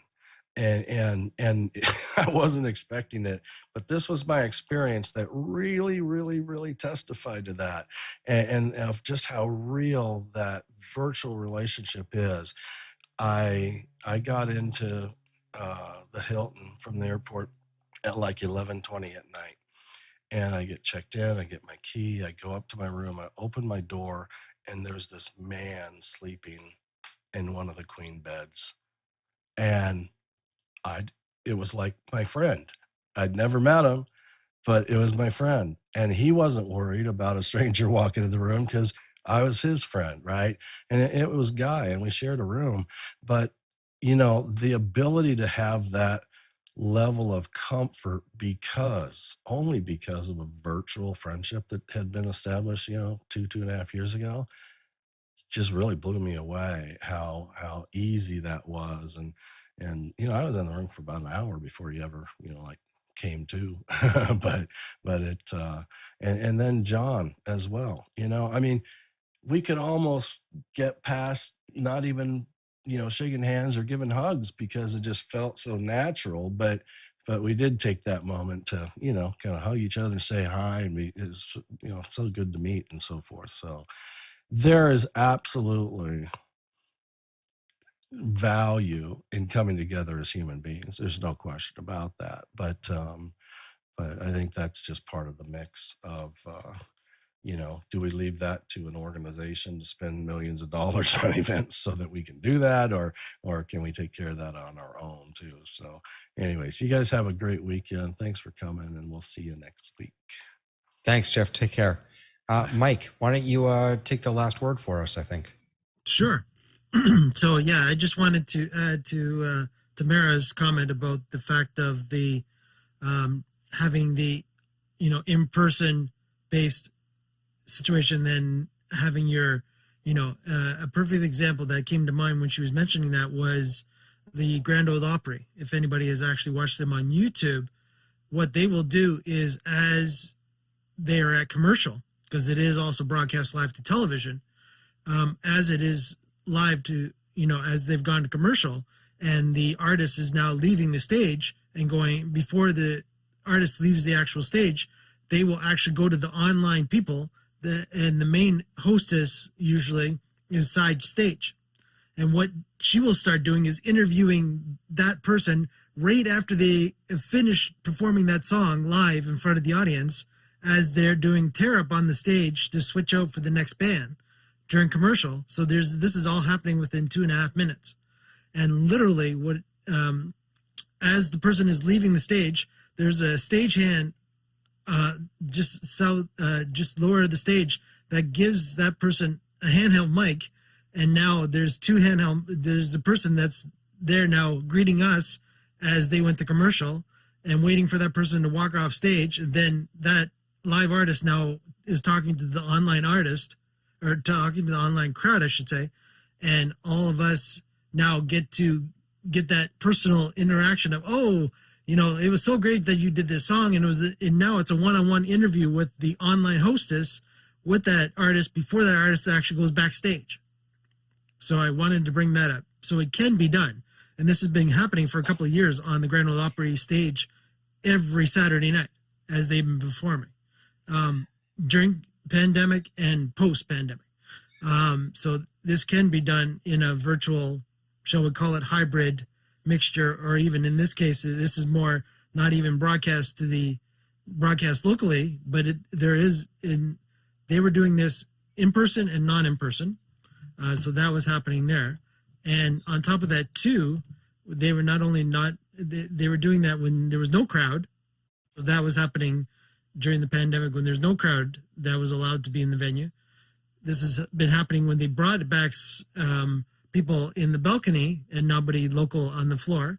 That started to happen there. And also now that they're full house, they've kept this going now and will continue to keep this going. So that's a perfect example of what you're saying. And to bring up another one for churches, that's the biggest thing that I see every week from the group that I deal with on a weekly basis, is that having that online host or hostess that is dealing with, as an example, depending on the faith, you'll have communion. Well, communion will happen locally, but yet the online audience, of course, we're all sitting there waiting for communion to finish for the pastor or priest to continue on what they're doing, as an example. Well, we're going to get bored because we're waiting for them to finish, right?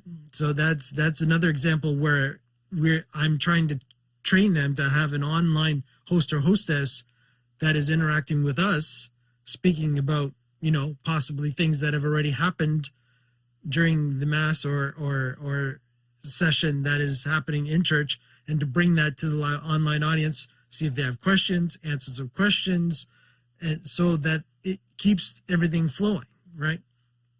I think what we really need to do is just take the Idelson wedding and use that as the this is what hybrid events should look like. I mean, they did it right at Brendan's wedding, because they came off they came from getting married. They greeted the online guests. It mattered that I was there. I could turn on my camera if I wanted. It was just ideal. All right, Well, the Pete, you ideal get the thing last. was I got a son off the payroll at age 40. But the interesting thing, this is a small group, and it feels silly talking about my son's wedding, but in the planning for this, and Greg Gibson was big in helping the planning of this, he said, what are we going to do? The wedding's going to happen, and then they've got to get over there, and then what do we do? And we said, well, that people aren't going to want to wait 30, 40 minutes while they're taking all the pictures.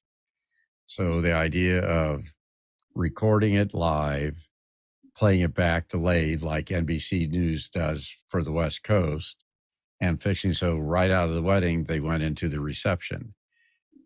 That took a long time to get around the head of a woman who'd been planning weddings for 15 years.